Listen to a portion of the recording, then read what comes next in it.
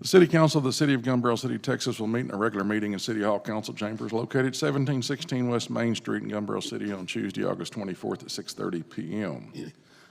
If you please stand for the invocation.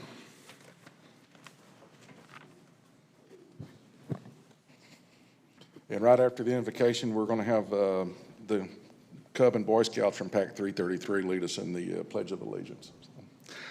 Dear Lord, we pray for the agenda set before us today. Please give our counsel and assurance of what would please you and what would benefit those who live and work in and around Gumball City. Bless our school teachers and give them strength for all they do for their students. Please watch over our youth and keep them safe and healthy. In Jesus' name we pray, amen. It's my pleasure to introduce the Cub and Boy Scouts from Pack 333 in Maybank are here to attend our meeting tonight for their citizenship and the Community Merit Badge. They will be assisting us with the Pledge of Allegiance, and as it is a school night, they may be needing to leave before we get done tonight. I want to thank the troop leader, Leslie Thomas, for your time in helping our young citizens do this tonight. Thank you very much. Troop, if you're ready.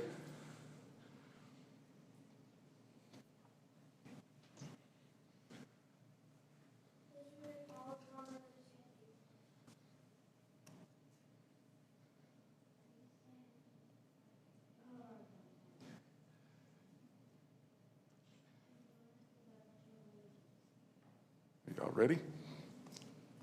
Here's the flag. I pledge allegiance to the flag of the United States of America and to the republic for which it stands, one nation, under God, indivisible, with liberty and justice for all. Thank you very much. We appreciate y'all. Thank you, guys.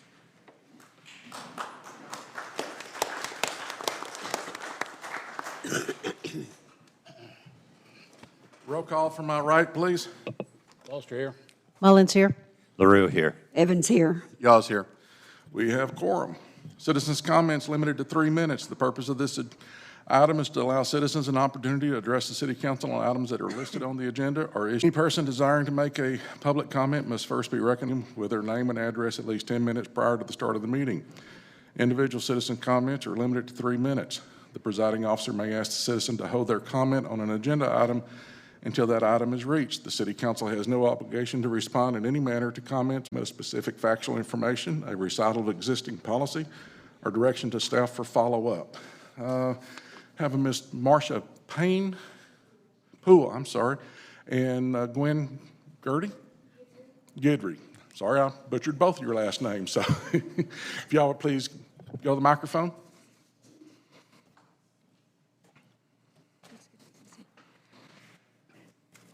Okay, first of all, we want to thank you for allowing us this time to speak on behalf of the Country Estates Edition in Gumball City on 175. We have been made aware this summer that the city had undertaken the issue of mowing our park in the Country Estates Edition, which is great. We appreciate it. However, the entire park is not being mowed. The portion of the park from the stop sign at the bottom of the hill of Ms. Gidry's house and across the street from my house has not been mowed or taken care of. We've tried to take care of some of it, but again, it's too much for just a little push mower or even a riding lawnmower that we have.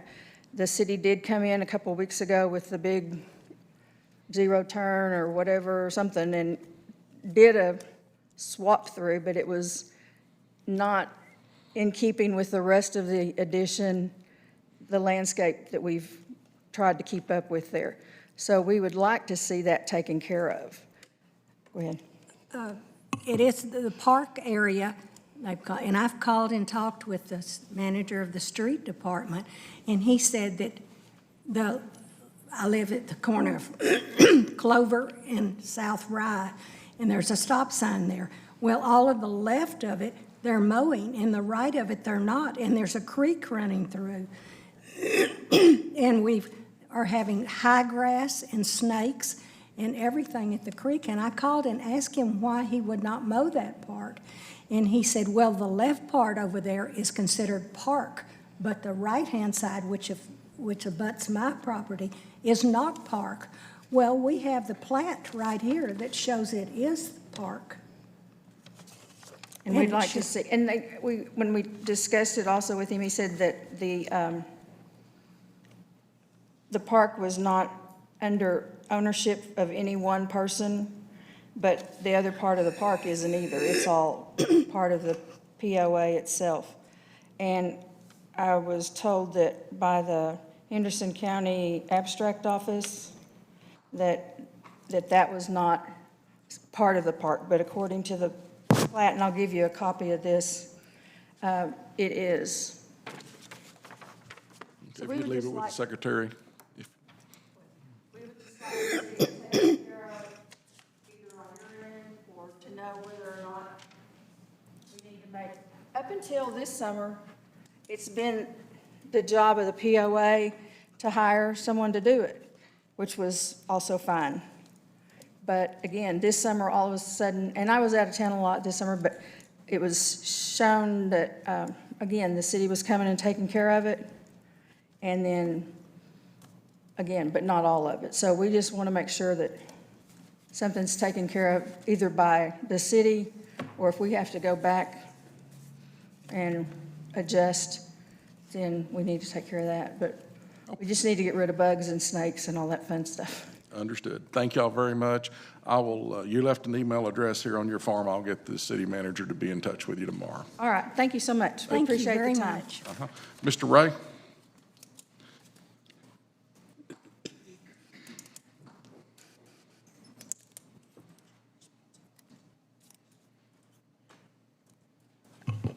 Thank you for letting me speak to y'all. Y'all have an agenda item about a loan with Southside Bank for $500,000 concerning the YNS development agreement with the Big Chief property. I'm here just to, I am absolutely in favor of the project. I think the project is fantastic. I think that the financial contract or performance agreement is lacking, to say the least. I think the city is being set up here, and I really would like y'all to look at it very closely before you vote to borrow more money, to do anything financially with it. I have read the performance agreement many, many times, and essentially the developer wants to hire a hotel management company to manage the hotel that would go on that property. And from what I understand, the EDC will get 16% of the net profit of that property in perpetuity. There is nothing in that agreement that states who the hotel management company is, what they are being paid by YNS, and to base the city's financial interest on a percentage of the net, I feel is a real problem. I've got two suggestions. One of which is forget the percentage of the net, take a smaller percentage of the gross. Then you have no problem with YNS hiring whoever they want to hire. You get a percentage of the gross, which is reported to the state. Or another option is that you can actually sell the property, which everybody is essentially agreed is worth $1.5 million. The EDC paid $500,000 for it. So 3 times your money in a couple of years, it's a good investment. Sell the property outright to YNS at a very low interest rate and do it owner financed. That way, if the property does not work out, then the EDC / the city gets the property back. The way it's structured right now is you're deeding the property to the developer. And if the property goes south, the developer still owns the property. Thank you, Mr. Ray. Time's up. Thank you. As a point of fact, clarify with citizens, the property does not go to the developer. The property goes to the partnership, which is the developer and the EDC. Item number 1A, consent agenda. All matters listed Mayor under. Skanes. Yes, ma'am. We have a presentation. I'm sorry, there is a presentation. Chief Norris, thank you. Thank you, Mayor. Thank you, Council, for allowing me this opportunity to recognize one of our officers for a life-saving award. This award was recommended by the fire department to me to present to Officer Covey. And after digging into the call and observing all the actions taken, I do feel that it is warranted. So Officer Covey, if you don't mind, come up here for me, sir.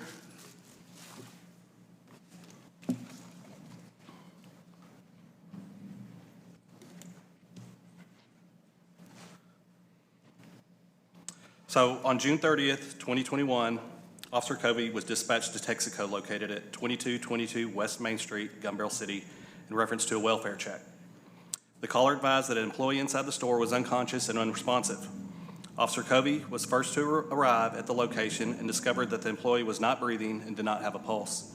Officer Covey placed the employee on the floor and began CPR. The Gumball City Fire Department arrived, and Officer Covey continued CPR while fire personnel retrieved the automatic external defibrillator, AED. UT Health EMS arrived and transported the employee to UT Health Gumball City, where the subject was stabilized. The quick response and actions by Officer Covey on scene gave the subject a viable chance at survival. Officer Covey's action during this call for service exemplifies excellence in the service to the citizens of Gumball City. He is a credit to himself, the police department, and the city of Gumball City. Officer Covey. Thank you, sir. Also,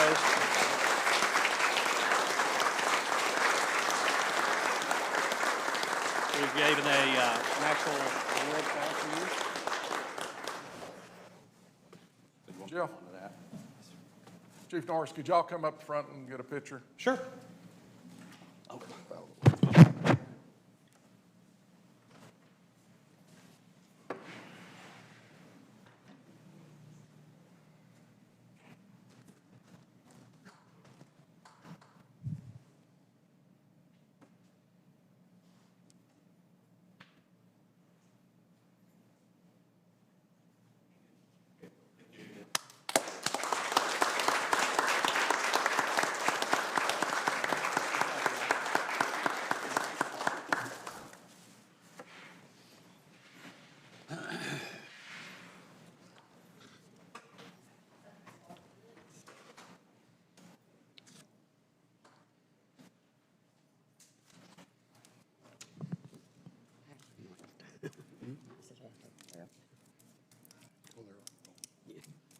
I had spoken with Chief Norris a couple of weeks ago that I'd really like for us to start putting out information on the good things, where we help people, because they do it every day. And I love his response back to me. He said, they're not going to tell me the good things that they do. They don't want recognition for it, but sometimes you just have to. So thank you very much, Chief Norris, for doing that.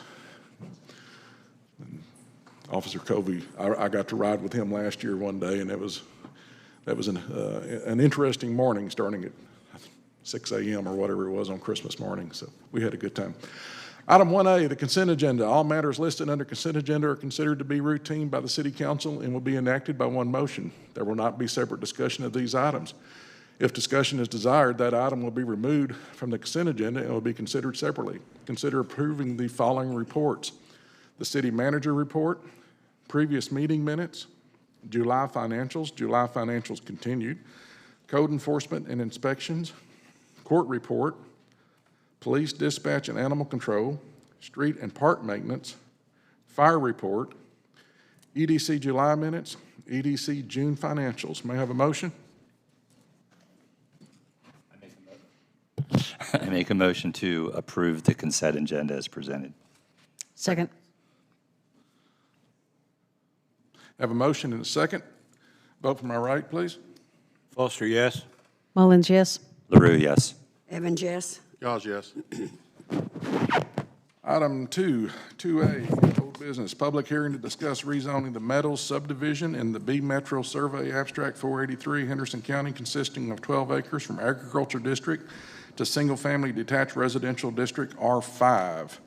Mr. City Manager? This item was brought as an agenda item a couple council meetings ago where the recommendation was to zone it as R4. It was tabled and discussed what was more appropriate. And then after discussion, it's more appropriate to zone to R5. It allows for a smaller house to go on the lot. This area currently is zoned agricultural, and we have a developer who would like to purchase some of the lots and develop it. And one of the requirements of an agricultural zoned area is that all lot sizes must be 1 acre. And that's just one example of where agriculture would not work. After discussing at length, it's staff's opinion that R5 would be the appropriate zoning for that location. Thank you. And I think Ms. Mullins is the one that brought up the concerns she had, and we've had conversation with her, and she was right on board with our recommendations. Yeah, I think R5 would be the best zone for the houses that are already there, that they wouldn't become instantly non-conforming. Thank you, Ms. Mullins. May I have a motion, please? This is a public hearing. Oh, I'm sorry, it is a public hearing. Anyone here to speak on the public hearing? Public hearing is now closed.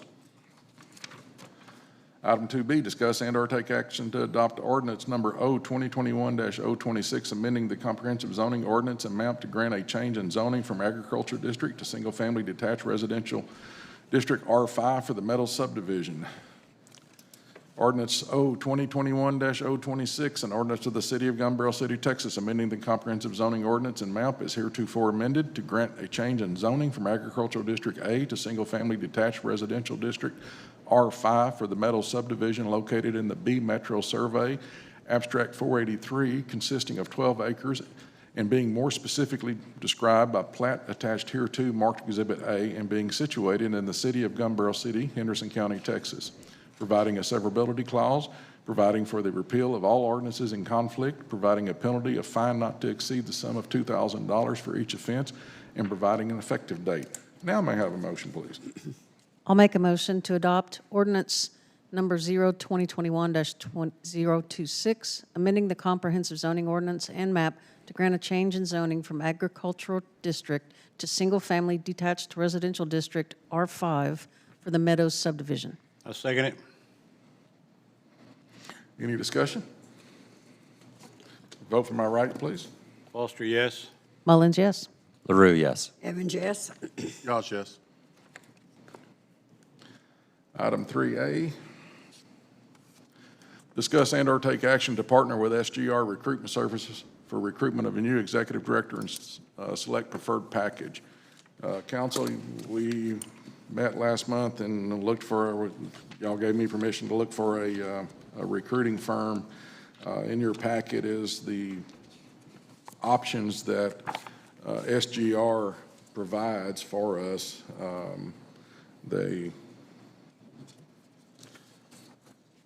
It's not a cheap thing to do. I'll put it that way. SGR seemed to have a lot of,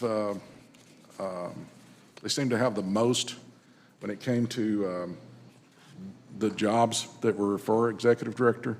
They do offer us a program with a guarantee on it that was about I believe it was around $25,000, which is comparable to what we paid the last time we used a search firm. So,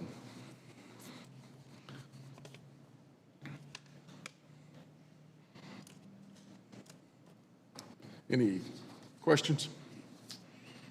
Comments? Well, I have a comment. Do you know what the total price would be on this? I'm looking for it. I mean, it says not to exceed price, $24,900. Right, that's it. That And would be gives it. us that gives us a guarantee of that if the person doesn't work out within a period of time, then they would run it back through again. There be an additional charge if they did have to do that, if that did come to pass? My understanding, there's not. It's all part of the package. And I don't know why I'm not seeing it here, so. I got it.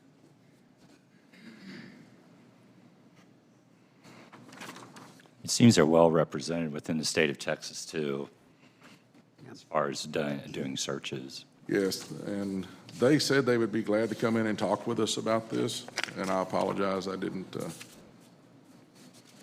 reach out to them to come in, but I would like to, for y'all to tell me which way y'all want to go. This was a lot of money, a lot more than I expected to spend. But at the same time, if we're going to find someone that's good and qualified, we tried to do this on our own the last time. It didn't work out too good. So I would like to go forward and hire a firm that would help us find somebody to fill those shoes. And, I think I look at the quality of businesses that we've gotten with an executive director is far superior to what we were getting without one, and I would like for us to move forward. I think citizens that are listening would probably be interested, what are we exactly trying to pay for? What are we trying to accomplish? Your point that you made about the businesses goes to that point, in my opinion. We're looking to improve the quality of life for all the citizens of Gumball, and that includes jobs and opportunities that exist in the city for people that live here and people that don't live here. Sales tax is what drives everything for us. So whatever we do as a city council and whatever the EDC does for the city is to drive those things to the city to help increase that bottom line revenue that pays for everything. So if we say to ourselves, we wish we could get something done in the city, this is the avenue that we go through to make that happen. So making the right choice with selecting the right person for that job, in large part, goes to the quality of the work we accomplish. So I'm sure that all the citizens that are here tonight know this, but there are some still out there that aren't aware that Gumball City doesn't collect any property tax. And I'm amazed at how many times I have that conversation with individuals that say, I pay property tax, but none of it comes to Gumball City. None of the property tax come to Gumball City. So everything we do is off of sales tax. And you build your sales tax up by building good jobs in the community and also by building your retail base properly. It doesn't do a lot of good to replace or to go into competition with another store here. Sometimes it helps, sometimes it doesn't. It really helps out when you bring in something new and brings in more sales tax dollars, which is how we pay our city staff and how we pay our police department, our fire department, and all the equipment that they need, as well as our street department.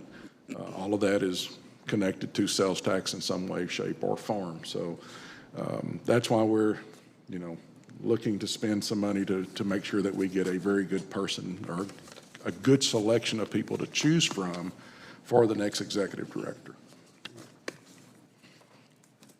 Have a motion, please. Mayor, I wanted to just clarify, are you referring to the full service packet that? I am, sir. I'd like to make a motion then to partner with SGR Recruitment Services for recruitment of a new executive director and to select the full service package. second. Motion second. Any further discussion? Vote for my right, please. Foster, yes. Mullins, yes. LaRue, yes. Evans, yes. Yaws, yes.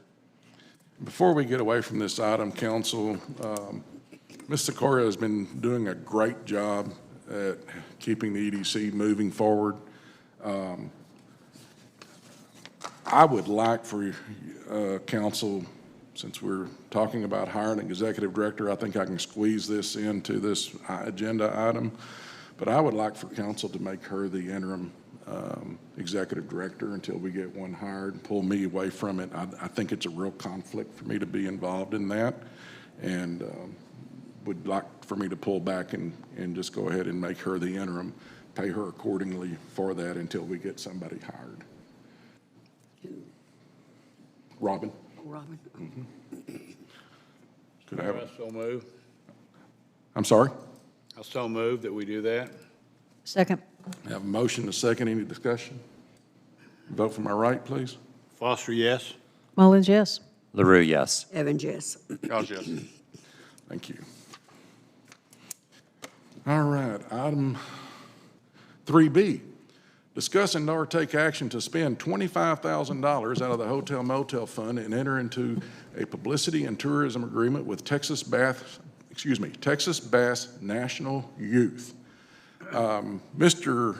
Barley, would you mind going up to the microphone? Mr. Barley had worked with Miss Rainey on setting up a bass tournament, Miss Rainey and the city manager, and I got involved in a conversation with him, and he made his trip up here from Orange, Texas today to come and present his case to council.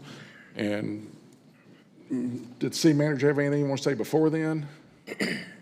No, just that Mr. Barley's proposing to have the 2022 Texas Bass Nation Youth State Championship at Cedar Creek Lake, utilizing Gun Barrel City as the host city. So he does a much better job at promoting his organization than I do, so I'll let him, That's why I wasn't going to go into it. yeah, take the reins, and he does a Please, great Nate, job. go right ahead. Thank y'all very much for the time and the opportunity to come up here. First time I've ever been in a city council meeting, so here we go. My name is Nathan Barley. I'm the youth director for the state of Texas for Texas Bass Nation. So I had, after our end of last year, I started searching for the next place to have a state championship. The number of high school anglers and junior anglers in the state is roughly probably 7,000 to 10,000 kids across the entire state that participate at the high school and junior high level. It goes from second grade all the way to 12th grade. Well, every year we have a state championship that allows them to qualify to go to the Bassmaster High School National Championship. 7 years in a row. Unfortunately, it was held in Kentucky, on Kentucky Lake, in Tennessee. This year it was held on Chickamauga. My son's actually qualified 2 years, so I've been to the national championship. It's a pretty big deal. A lot of scholarship money. And if you follow bass at all, it's kind of like the Bassmaster Classic for the kids. So with that said, my tournament, my state championship every year qualifies 2 high school teams and 2 junior teams to move on to the next deal. And we also pay quite a bit of scholarship money, depending on money raised for that year. And it goes right back to the kids. So as I looked around, I literally just started searching the banks of lakes to find out what I could do and where I could go. And I fell between here and Lake of the Pines over by Longview. And for some reason, I kept coming back to Cedar Creek. And so then I started looking around Cedar Creek going, okay, where would I do this? And immediately everybody said, log cabin, you got to go to log cabin. And I looked at log cabin. I said, no, it doesn't fit what I'm looking for. Fell into Gun Barrel because of the pavilion and the city park. You have Tom Finley right down the road. And so, quickly became my plan to launch and kind of take off from Tom Finley, but then do all the weigh-ins at Gun Barrel City Park under the pavilion, give people shade. So with all that said, I fell on Gun Barrel City and Cedar Creek Reservoir, and so I contacted Mickey Rainey and said, hey, do you think y'all would be interested? And she said, absolutely. So that's kind of how this all got started. Came up 2 weeks ago, and visited with the mayor, city manager, and Miss Rainey, and kind of gave them my proposal, told them what I wanted to do. I'm looking at anywhere from 150 to 250 teams. I really think we have a shot at being at 250 teams this year. We just brought on a brand-new organization that has over 3,000 members in it. High school, just its organization by itself, and another one that has about 300 in it, plus the other 3 that I already have. And so I really think with 5,000 or 6,000 kids participating, we have an opportunity to blow it out of the water, so to speak. But with 250 teams, I think roughly we're going to bring about 1,250 outside guests into this area. So, VRBOs, hotels, restaurants, all that should be, I was explaining to the chief earlier, I said, if we bring 250, it's going to be chaotic in Gun Barrel because they're all got boats and trailers and they're all driving up and down, and we're planning on coming right down the middle of town, down to the weigh-in. And I've even told all three of them when we visited that I'd like to build something else around it for Gun Barrel, that, a concert on Saturday night or something else that goes along with it, just to make it that much more fun, to bring the local folks in as well. This is my second year to do this. We did it in Belton, city of Belton. Judy Garrett was the lady that helped me get it involved there on Belton Lake, and they loved it. It was a great deal. It's a great deal for the kids. I explained in my letter that every dollar I bring in from a city or from a sponsor or from however I can raise money is a dollar that goes back to the kids in scholarship. I only spend money on two things: operating cost and scholarship money. Every dime goes back to the kids that doesn't have to go into, what it costs to run a tournament. And so I've put together a budget and sent it in, and it was suggested that we go with that, and so that's where we're at with it. I'm really here to answer questions. I don't know that if I've covered everything that you would like me to cover. It's a great event. It's all about the kids. We're planning on putting on the Bassmaster Classic for kids here. That's my goal, is to have the biggest and the best state tournament the state's ever had since it's been going 15 years, I guess, in high school fishing. But my goal is to make it the biggest and the best, and kind of like I said in my letter, what better place than Gun Barrel City to make it happen for the first time as big as it can be. So that's kind of where I'm going with it. I like to do things in a big way, so if you have questions.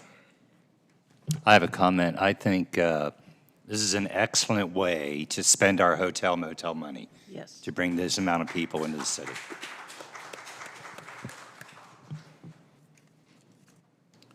Does anybody have any questions? Can't wait. Thank you, sir. Thank y'all.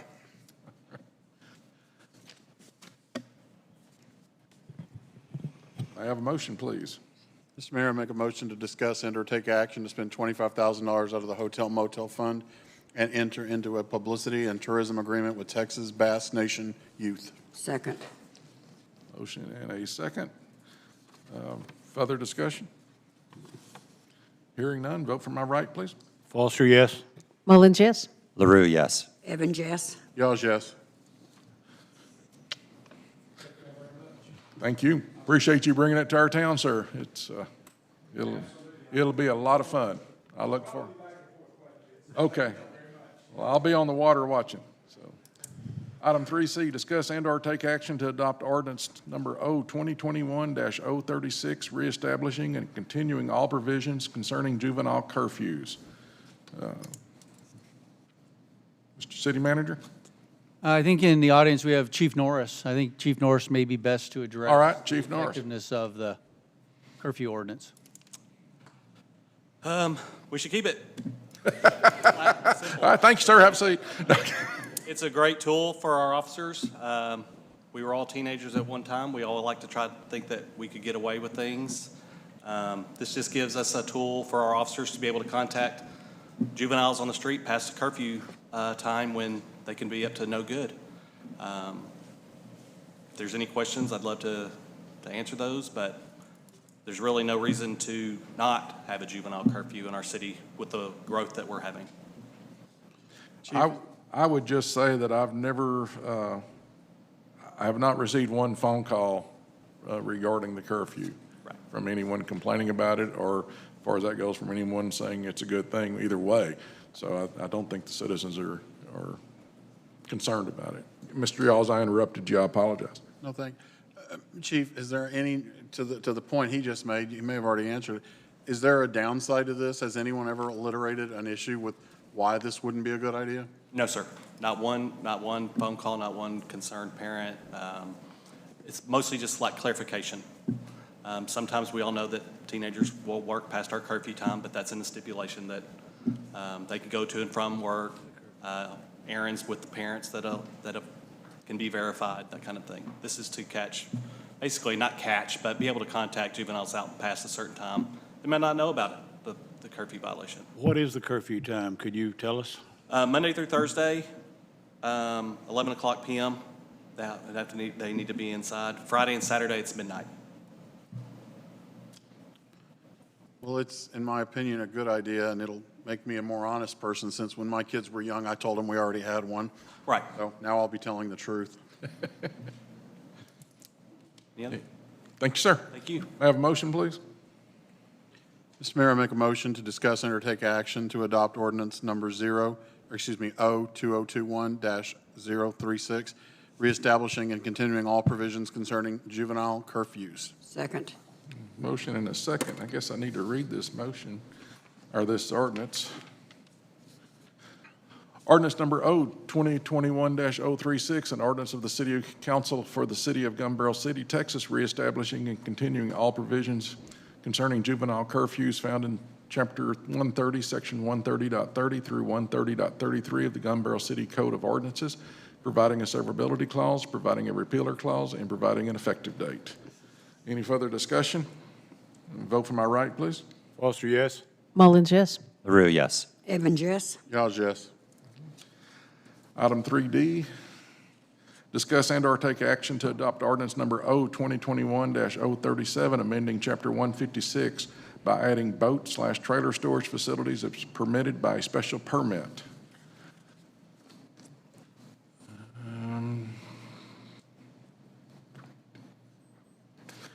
Ordinance number O2021-037, an ordinance of the City Council for the City of Gumball City, Texas, amending Chapter 156 zoning of the Gumball City Code of Ordinances, providing a severability clause, providing a repealer clause, and providing an effective date. Mr. City Manager? Yeah, this would amend section, or Chapter 156 of our local ordinance to allow for boat storage. It's really surprising that we're a community on the lake and we do not have special use for a boat storage facility.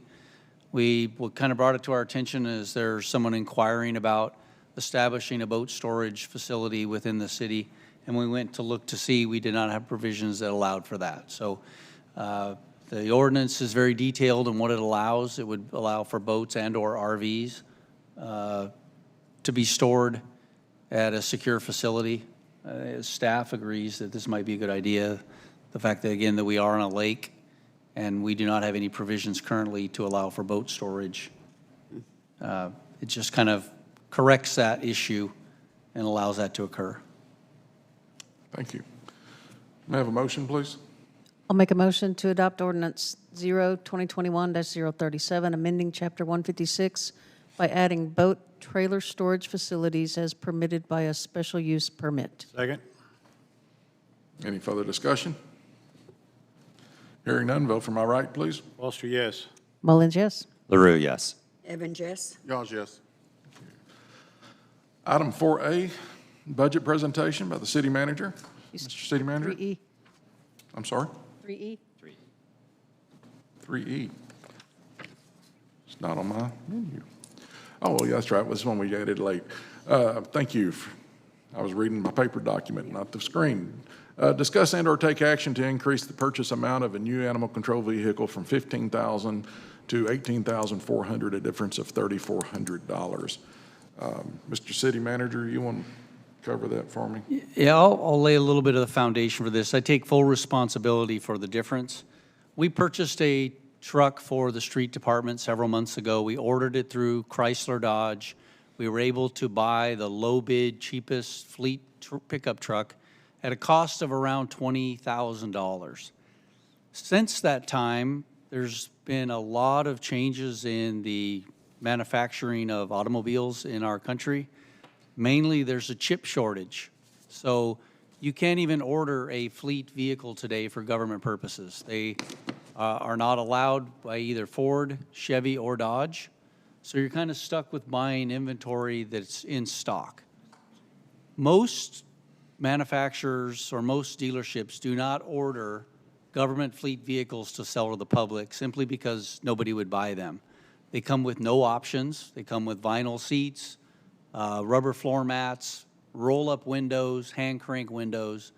So it's just not a high-demand item for the general public, for the consumer. They are looking for more creature comforts than what we purchase in government purchasing. So to kind of finish my discussion, we have located a couple of pickup trucks to replace the totaled animal control vehicle, which is in excess of the $20,000 that we spent for the street superintendent.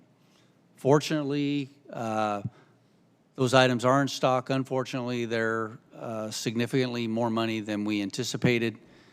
The trucks that we have located are minimally a difference of $3,400, which is what we originally asked for. So in order for us to purchase a vehicle, we have to ask for a little bit more funding to do that.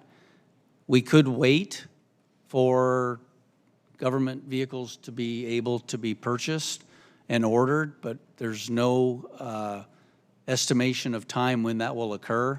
And we are without an animal control vehicle and do not have an excess vehicle in the city fleet that we could utilize as an animal control truck. So in order to facilitate our animal control program, my recommendation is that we could increase the money allocated to purchase the vehicle. Thank you, sir. May I have a motion, please? I'll make a motion to increase the purchase amount of a new animal control vehicle from $15,000 to $18,400, a difference of $3,400. Second.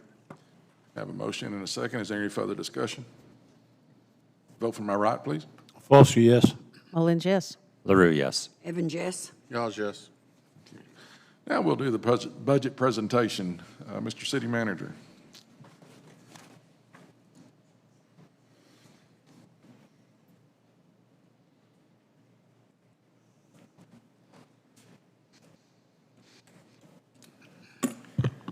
It's probably a little easier for all of you to address me this way than to turn to your left and talk to me at the end of the bench.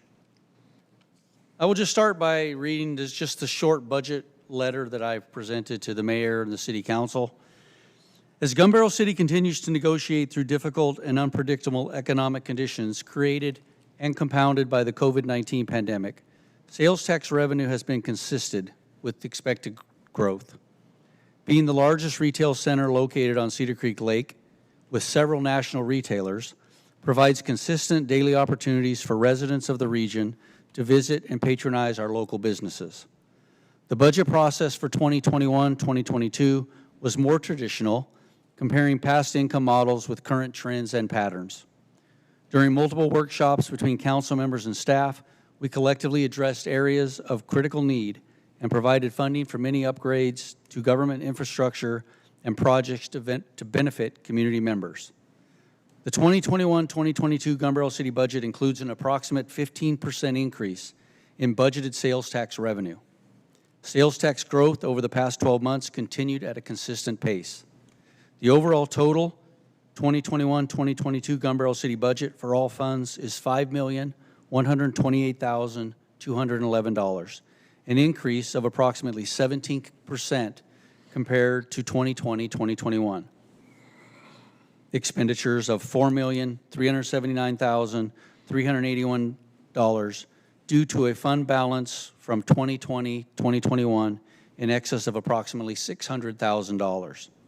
Although revenue growth was identified during budget discussions in 2020, projecting future sustainability was difficult due to unprecedented economic and social conditions. The 2020 budget was drafted conservatively, and actual revenue exceeded projected expectations, increasing the fund balance for the 2021-2022 budget cycle. The proposed budget includes a 5% increase in personnel compensation to include a 2% increase in their Texas Municipal Retirement System contributions. Many capital improvement projects will be addressed, including installation of 2 bathroom structures at the park, repairs to the police and fire department facilities, and paving of the parking lot at the skate park, pond, and softball fields. Additional improvements include the development of a dog park and volleyball court, lighting upgrade at the pavilion, and to construct a cover to protect street department equipment from exposure to the elements. Critical equipment needs require the purchase of 5 pickups, 2 police vehicles, and a zero-turn and rotary mower for the street department. Safety equipment for the fire department includes the purchase of a rescue boat, self-contained breathing apparatus for department personnel, and a storm warning siren for residents on the east side of Gun Barrel City. To enhance our public safety response capabilities, replacement and upgrade to our communication system will include software and hardware replacement at the police and fire department and the installation of a microwave tower. The budget that I have proposed and presented to City Council is balanced with funds available and projected sales tax revenue increase for the city. And with that, I will take any questions. Council, do you have any questions? We've had several meetings on this, so that you may or may not. I don't. I just think it's a good budget, and I appreciate all the work that's went into it. City staff did a very good job on this budget. I think everyone involved. Anyone else have any comments? I want to share a comment just to kind of give you an idea of what the city staff has done behind the scenes. One of the things that was identified a couple of years ago was a significant deficit with the radio communications with our emergency services.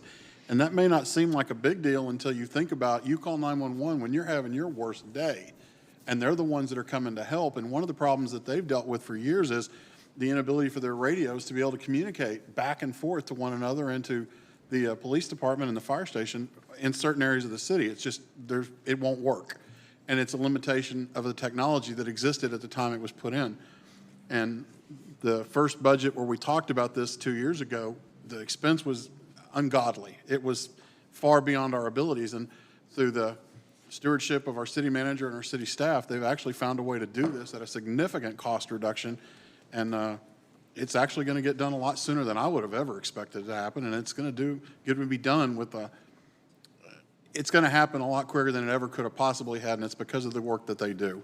So I think this budget represents a lot of examples of that exact same thinking. And from that point of view, I'm happy to support this budget. Thank you, Mr. City Manager. Item 4B, public hearing to discuss the city's budget for 2021-2022 fiscal year. The public hearing is now open. Does anyone have any comments they'd like to make? Public hearing is now closed. Discuss, item 4C, discuss and/or take action to adopt ordinance number O-2021-034, adopting the city's budget for the 2021-2022 fiscal year. Ordinance number O-2021-034, and an ordinance making appropriations for the support of the city of Gun Barrel City for the ensuing fiscal year beginning October 1, 2021 and ending September 30th, 2022, adopting the annual budget of the city of Gun Barrel City for the 2021-2022 fiscal year, providing a savings clause, providing for the repeal of all ordinances and appropriations in conflict with the provisions of this ordinance, and providing an effective date. May I have a motion, please? Mr. Mayor, I make a motion to discuss and/or take action to adopt ordinance number O-2021-034, adopting the city's budget for the 2021-2022 fiscal year. Second. Have a motion and a second. Any further discussion? Hearing no discussion, vote from my right, please. Foster, yes. Mullins, yes. LaRue, yes. Evans, yes. Yawls, yes. I would like to add my 2 cents to what Mr. Yawls had to say is the city staff does an outstanding job of squeezing a nickel till it produces a dime sometimes. I don't know how they do it, but they do watch our dollars and spend it wisely, and it's greatly appreciated, more than probably what they realize. Item 4D, public hearing on proposed tax rate, which we set at 0. We're talking about property tax earlier. Public hearing is now open to talk about property tax being set at 0. Anybody want to complain about that? Public hearing now closed.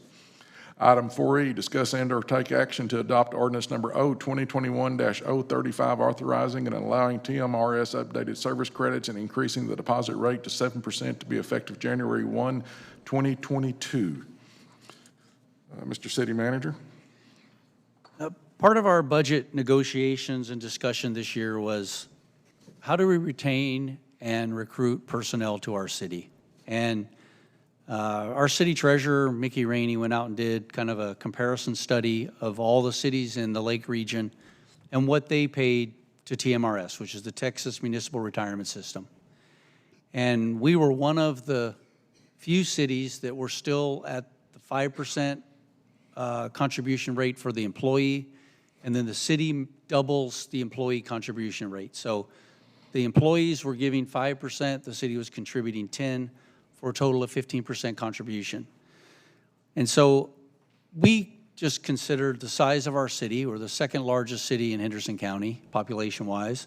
I know we struggle, and if you're around me enough, you know that I constantly talk about the struggle with money and the fact that we don't have anything other than sales tax revenue. However, we have good people that work in this city, and we lose good people to other agencies because of pay and benefits. So I propose to the city council that we up our ante a little bit to try to retain some of our great employees that we work so hard at recruiting, we train them, and then they go and work for other agencies and other organizations. And so a lot of this falls on, the responsibility of the council, and I commend them for agreeing that taking care of our people is important. And with this, we are going to increase the employee contribution from 5% to 7%. That is included in the 5% pay raise that the council just approved budget-wise. So the employees aren't going to see that. I thought it was really detrimental to, hey, we're going to give you better retirement, but we're taking 2% out of your paycheck. I hope you're happy with it, because most employees, most people, we live on limited budgets. So we included that with the pay raise. So for the employee that's going to work for 20 years from now, they're truly going to benefit, because their retirement is going to be exponentially better than it would be at 5 and 10. So again, I want to thank the council for being receptive to us presenting that. And then I think it just goes a long ways for us as an organization to show our people that we really do care about them, and they want to keep them here, and we appreciate all they do. And this is just another small token of our appreciation to help provide them with financial stability in their retirement years. Did I read the ordinance? I didn't. Not yet. Let me read the ordinance, council, then we'll have discussion. Ordinance number O-2021-035, an ordinance authorizing and allowing under the act governing the Texas Municipal Retirement System updated service credits in said system on an annual basis for service performed by qualifying members of such system who are at the effective date of the allowance or members of the city of Gumball City, increase the rate of deposits to the Texas Municipal Retirement System by the employees, and establishing an effective date for the ordinance. Discussion? Or, a motion, please? Mr. Mayor, I make a motion to discuss and/or take action to adopt ordinance number O-2021-035, authorizing and allowing TMRS updated service credits and increasing the deposit rate to 7% to be effective January 1, 2022. Second. I have a motion and a second. Is there discussion? No. Hearing no discussion, and this is something that we did discuss in our budget meetings as well, so the council has worked through this pretty well. Vote from my right, please. Foster, yes. Mullins, yes. LaRue, yes. Evans, yes. Yawns, yes. Motion carries. Item 5A, second reading of resolution number R 2021-026, approving a loan agreement of the Gumball City Economic Development Corporation and Government Capital Corporation to finance land acquisition.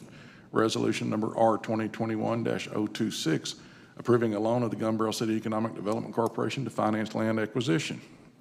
Item 5B, discuss and/or take action to adopt resolution number R 2021, which I just read, -026, approving a loan agreement of the Gumball City Economic Development Corporation and Government Capital Corporation to finance land acquisition.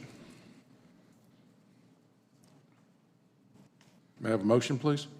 I'll make a motion to adopt resolution number R-2021-026, approving a loan agreement of the Gumball City Economic Development Corporation and Government Capital Corporation to finance land acquisition. Second. I have a motion and a second. Is there discussion? Hearing no discussion, vote from my right, please. Foster, no. Mullins, yes. LaRue, yes. Evans, no. Yawns, yes. Motion carries. Item 5C, discuss and/or take action to interview applicants for the EDC Board of Directors and consider making appointments. Ms. Brandy Sensom. Would you take the mic? Brandy, if you would, just introduce yourself to the council again, and I think we all know you, but Hello, I'm Brandy Collard-Simpson, and I've been a member of the EDC for 2 years. thank you. Council, any questions you want to ask Ms. Simpson? Her time is up, and so we're just interviewing for a second time around. Mayor, I have a couple questions. Go right ahead. Brandy, your form that you filled out state that you're the Tri-County Library Director. Is that true? No.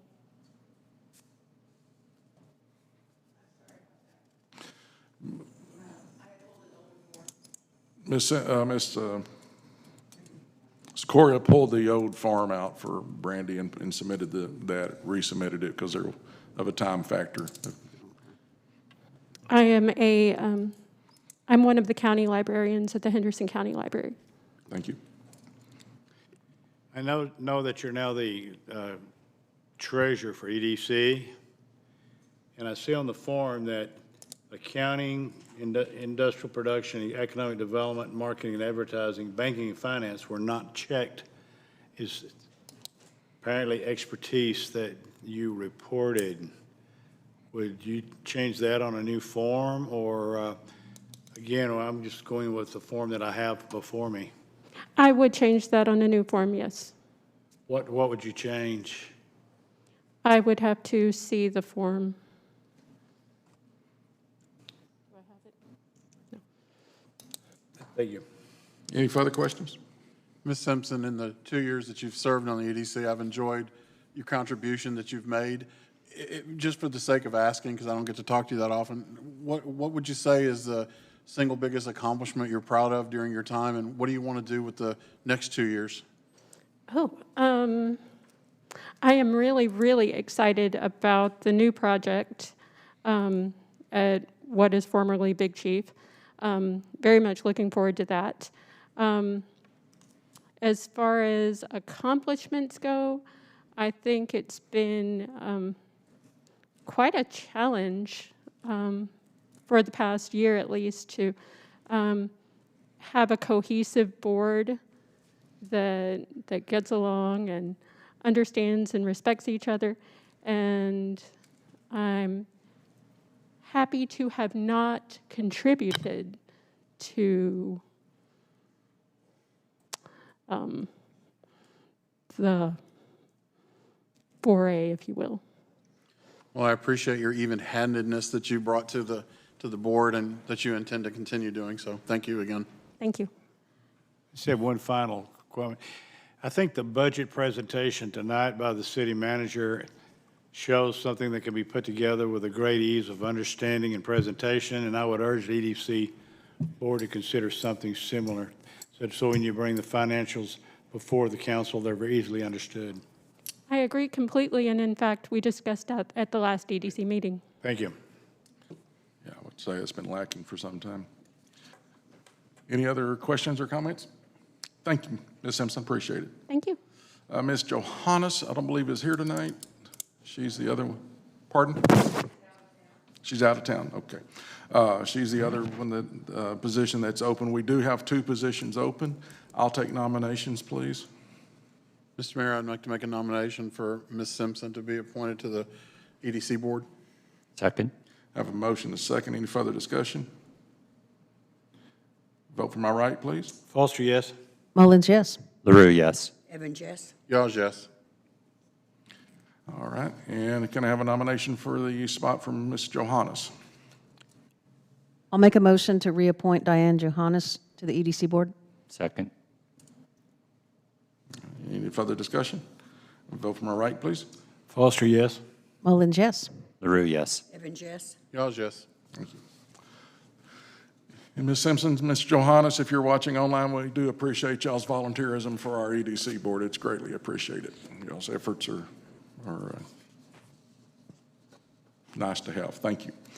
Item 6A, public hearing for a request to replat lots 4 and 5 in the Holiday Club Estate subdivision belonging to Larry Flowers, physically located at 168 Memorial Drive, into one lot, Lot 4R. Public hearing is open. Anyone have any comments? Public hearing is closed. Item 6B, discuss and/or take action to approve the replatting on lots 4 and 5 in the Holiday Club Estate subdivision belonging to Larry Flowers, physically located at 168 Memorial Drive, into one lot, Lot 4R. May I have a motion?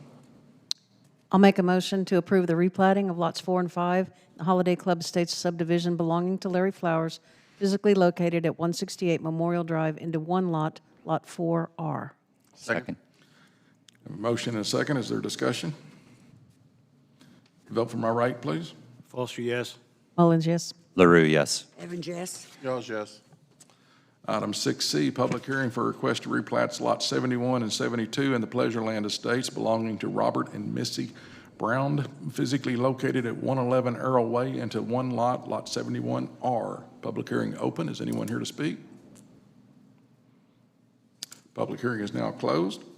Item 6D, discuss and/or take action to approve the replatting of lots 71 and 72 in the Pleasure Land Estates belonging to Robert and Misty Brown, physically located at 111 Arrow Way, into one lot, Lot 71R.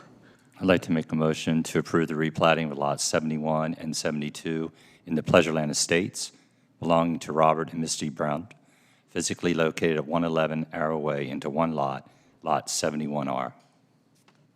Second. I have a motion and a second. Any discussion?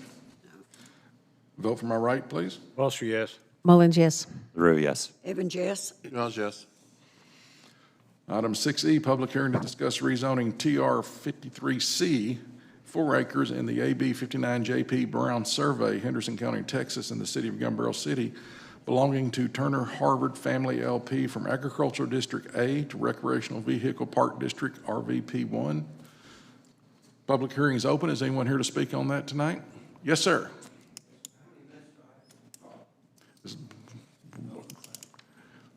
When we get tired of hearing you.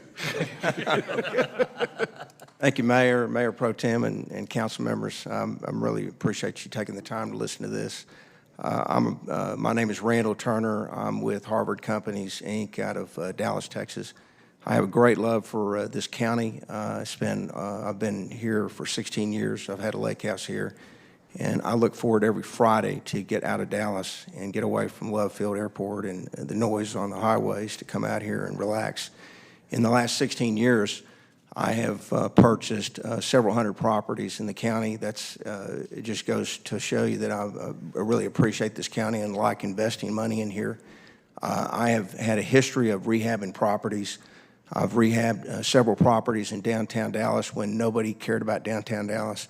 I took several 2 high-rise buildings, and if you could, Janet, if you could pull up that, the first one, number 1, downtown Dallas Rehab, Mosaic Apartments. Just pull that up for a second. We took 2 high-rise buildings built in the 50s and pumped in $48 million with the help of TXU. Earl and I was the chairman of TXU at the time. He is a friend of mine, and we convinced him to sell those buildings. They were boarded up and dilapidated. They had homeless people living in there. They were full of asbestos. We took both those buildings with the Hamilton partners. I brought in a partnership group when we purchased the buildings from Mr. Nye with TXU and converted them to the largest apartment complex in downtown Dallas with retail and with office space. And it created, I think, over 800 people moved in when it was fully built and finally fully leased up. It was a huge contribution to the city of Dallas. It had a tax value of $124 million, and at 2.8%, it was a big contribution for city budget, city taxes, county, and the school district. So it was a big plus, a big boon for Dallas. Back when Dallas really didn't have a lot of apartments and there was all of a sudden there was a huge need in the last 5 years. So the buildings have stayed pretty full. Were you able to pull up that? Any of those pictures, just one example. Yeah, just any one of those would be great. Okay, that's an example. Those are the 2 buildings built in the 50s and early 60s, and we put a swimming pool in the top of the garage. It's an 800-car garage. So with TXU's help, they contributed the building at a very low basis. We took all the asbestos out of the buildings.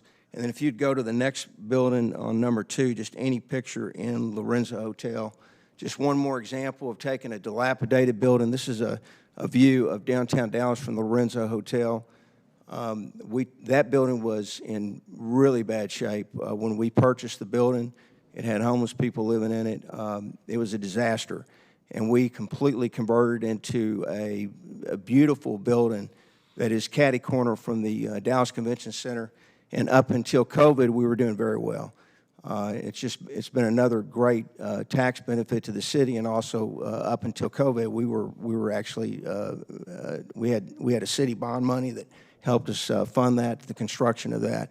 It's a big plus to them and to us. And then so the reason I'm here is that I have purchased a property that is in the same kind of condition. It had a lot of, this is a video of what the property would look like when we're finished with it. But I think the police department and the city manager and the code enforcement people will tell you that this property has been a disaster for the city. I've been eyeballing it for years. I wanted to buy this property. I bought another property in the ETJ of Gumball City that is had a lot of problems to it.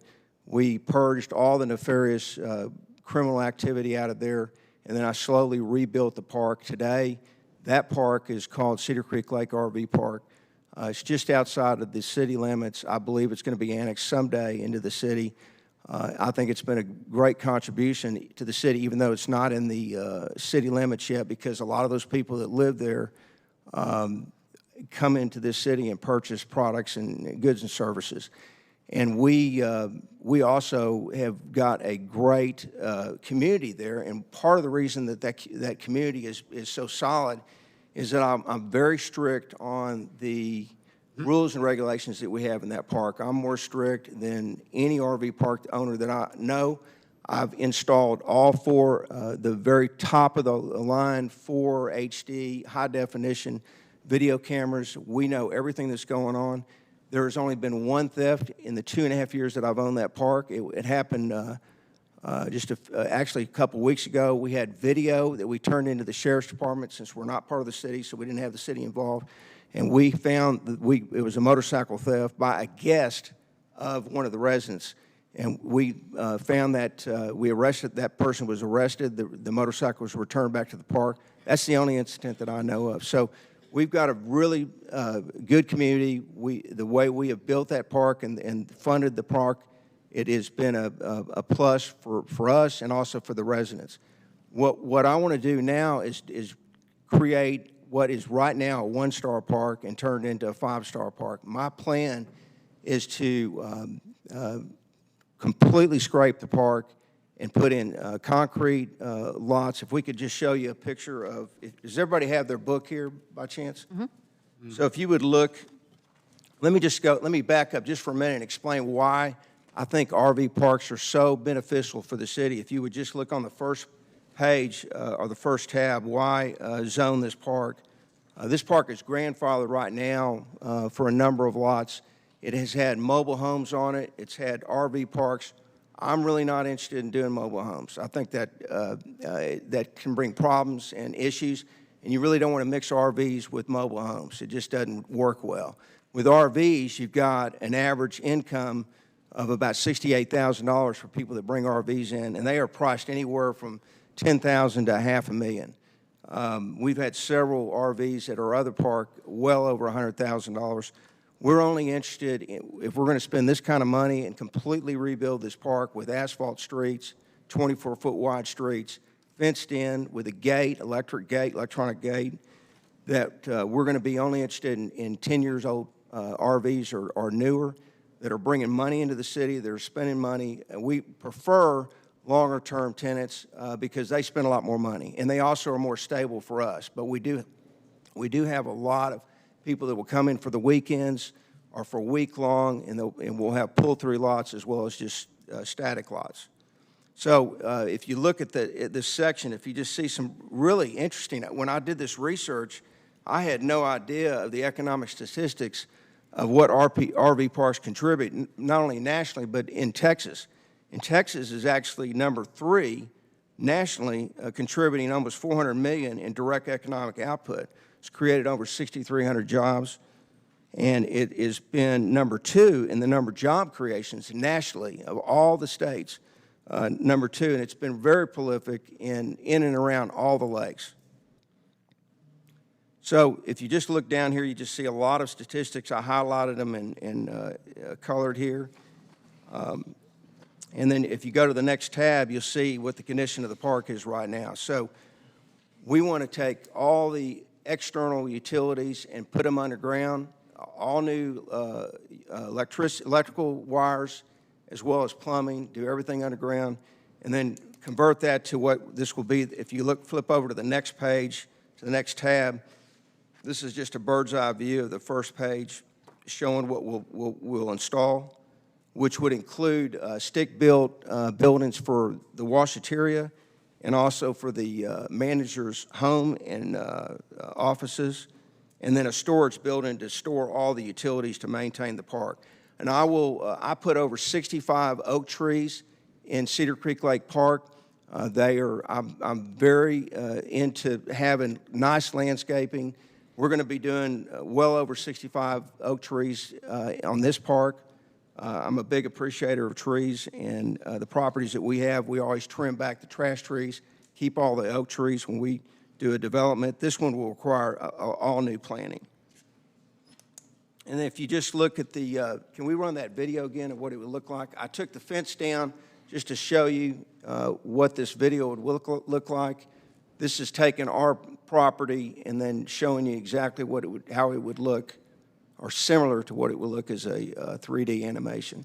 It'll have a dog park. It'll have, there'll be some public areas for the children. The architect or the draftsman didn't get that put in, but we're going to add some amenities that would include children, like a little playground park in some of these slots where you don't see any RVs. And then also have, we're not going to do a swimming pool. That's just too much of a risk, so we don't do swimming pools. But we have a clean, nice park with at least 16 video cameras, high definition 4K cameras. And we're going to have an electric gate and a 6-foot perimeter fence around the property to insulate ourselves from the neighbors. And so if you look at this last 2 pages of the tab, Cedar Creek Lake RV Park Plan 2, if you look at the last 2, you can see a actual photograph, second to the last page, showing that of how wide the streets are going to be and that they're going to be well labeled with mile-per-hour markers, 5 miles per hour. And it's really, this is exactly the kind of park that I envisioned for this.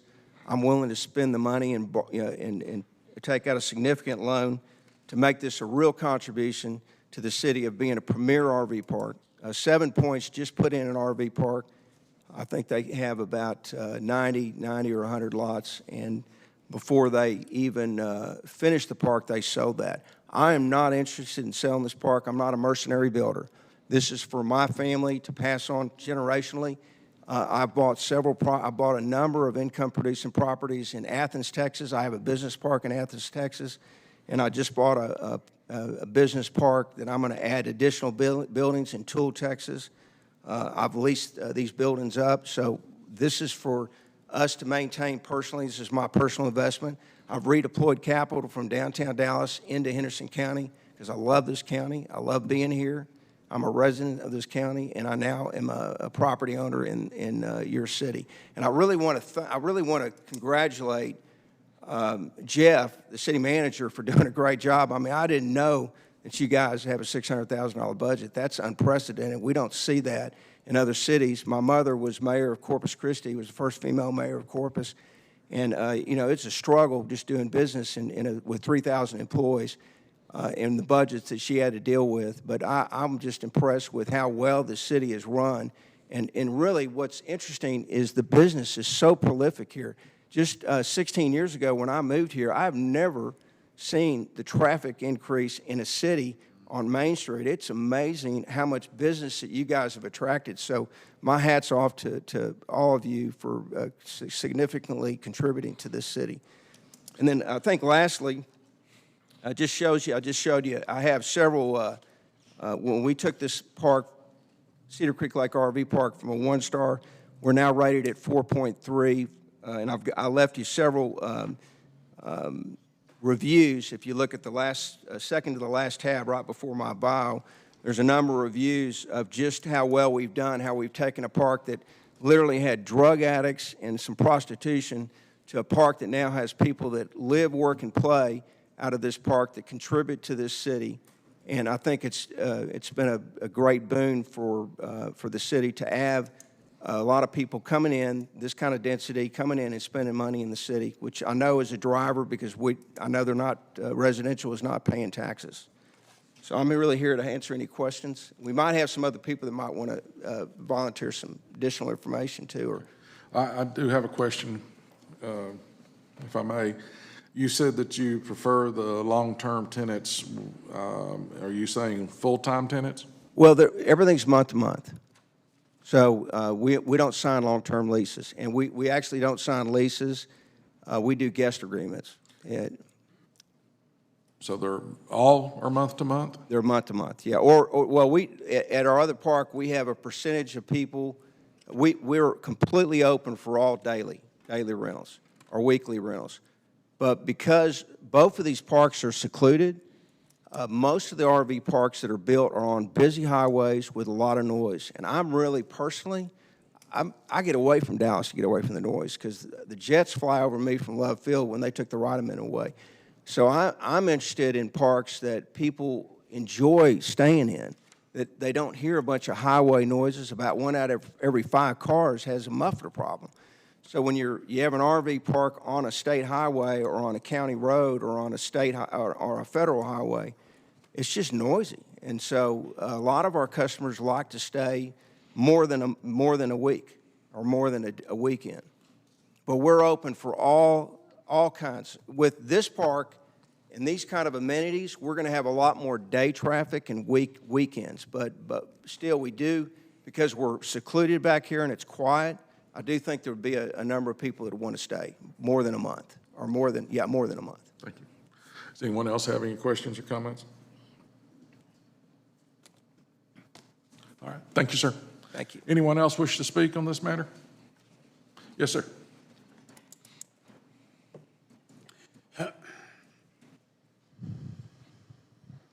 My name is Greg Caudell. I'm one of the larger property owners in that area. And that area has been known to be not a very good area, whether it's drugs or theft. There's a lot of riffraff down there. And what Mr. Turner's looks like what he wants to do is scrape the park clean, put a perimeter fence around it, a gate that closes at 10 o'clock at night. And I would ask that council really consider what he's wanting to do. And I'm behind him on it. Thank you. Anyone else? Yes, ma'am.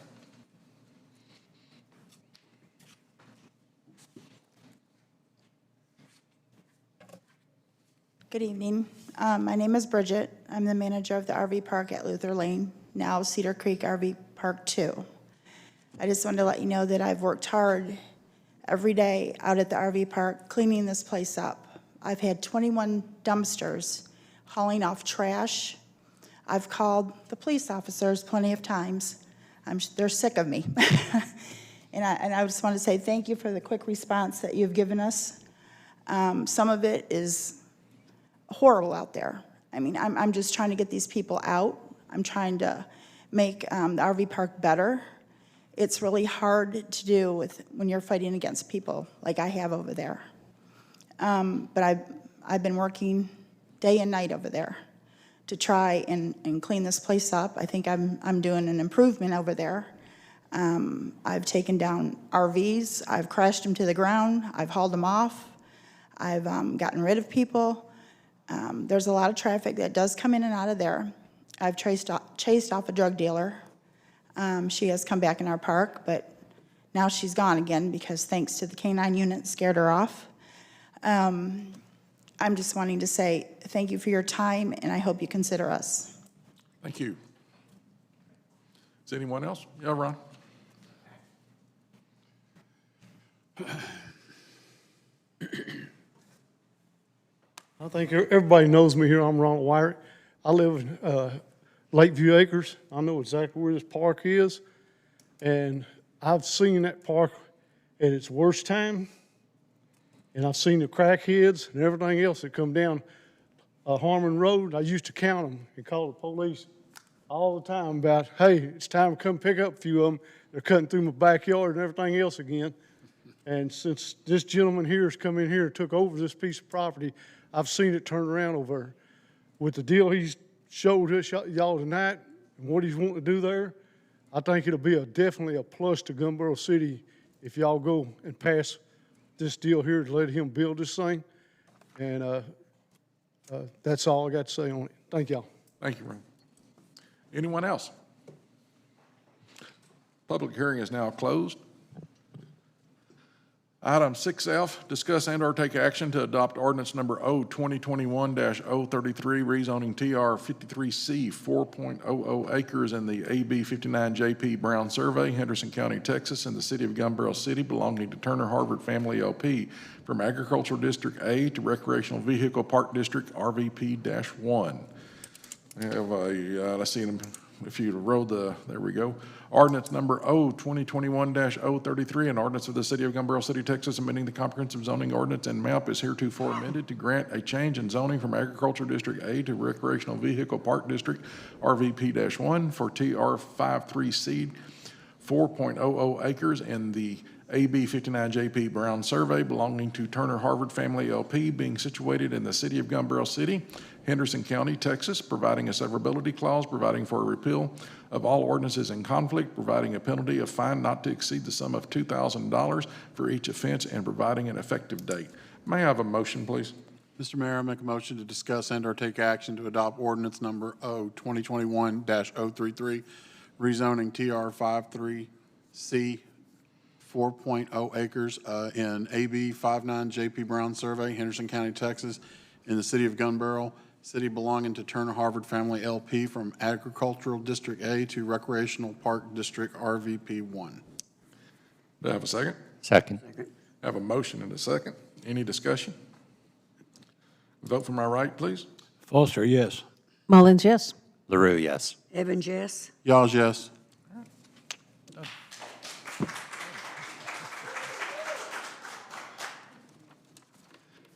Item 7, convene into executive session pursuant to Texas Government Code Section 551.074, personnel to discuss the city manager's salary and evaluate same.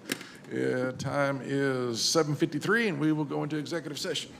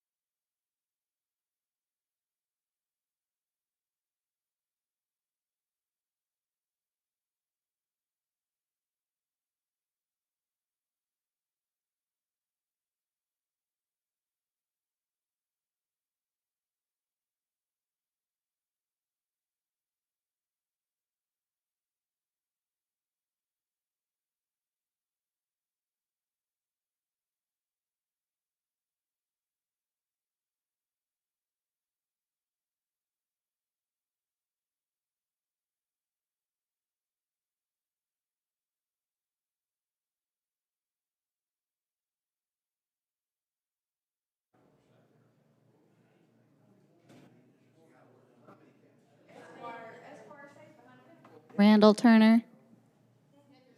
Your phone.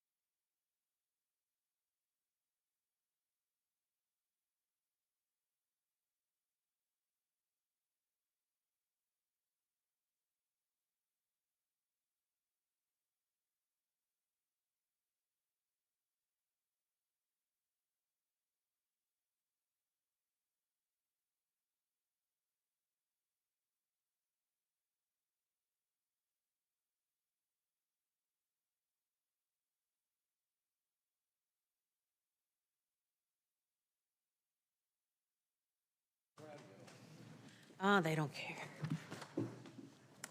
Guess all the good stuff was at the first part of the day. I guess so, everybody went home. 7B, reconvene into open session to discuss and/or take action, if any, regarding executive session. The time is 8:06 PM. May I have a motion, please? Mr. Mayor, I'd like to make a motion to increase the city manager's salary by 10%. Second? Second. I have a motion and I have a second. Vote from my right, please.